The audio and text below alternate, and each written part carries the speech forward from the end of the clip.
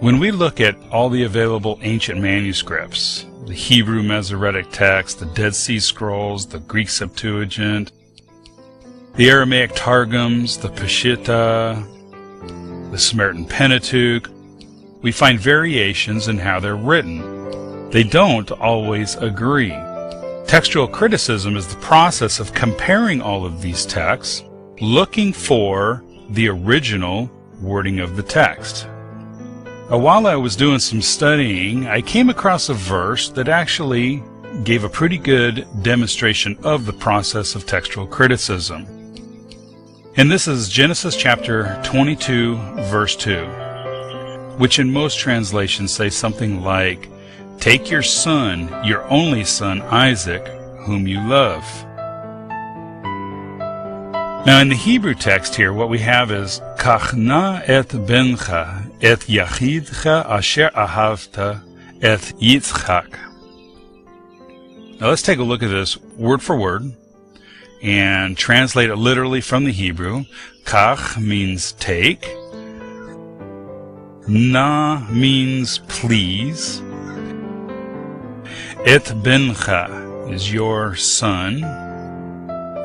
Et yachidcha is your only. Asher is who. Ahavta is you love. Et Yitzchak, and that's Isaac. So when we put all this together, literally what we have is, please take your son, your only, who you love, Yitzchak. Now the your only does not have the word son in the Hebrew. That was added in most translations, but it can be interpreted as your only one, referring to the son.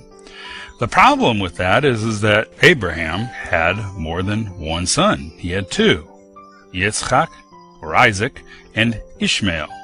I've heard many explanations for this wording of the text. However, there is a clue in the Greek Septuagint. Now, the Greek Septuagint is a translation that was done about 2,000 years ago by the Jewish people of the Tanakh, the Old Testament. And when we look at the phrasing in the Septuagint for the Hebrew word yachidcha, your only, we have suton agapeton, which means your beloved. Notice that there's a difference between the Greek Septuagint and the Hebrew Masoretic text. Now, the Hebrew word for your beloved is yadidcha. Now, notice that the written form of yadidcha is very similar to yachidcha, the only difference being this little leg on the letter chet. But we must recognize that 2,000 years ago, Hebrew didn't look exactly the same. So here is how the Hebrew looked for yachidcha and yadidcha 2,000 years ago as it would have appeared in the Hebrew text. It would appear that the translator of the Septuagint is looking at a Hebrew text that includes the word yadidcha, meaning your beloved. However, over the centuries, it seems that a scribe mistook the letter dalet for the letter chet and wrote yachidcha. The Septuagint gives us a glimpse of what the Hebrew looked like 2,000 years ago. Now, if we take the word yadidcha, assuming that that was the original wording of the text, we now have, please take your son, your beloved, who you love, Yitzchak. Now, it might be argued that why would the author use beloved and love in the same sentence? Isn't that a little redundant? Well, a couple of things. First, in the Hebrew, they like to use synonyms. They'll often use words of similar meaning.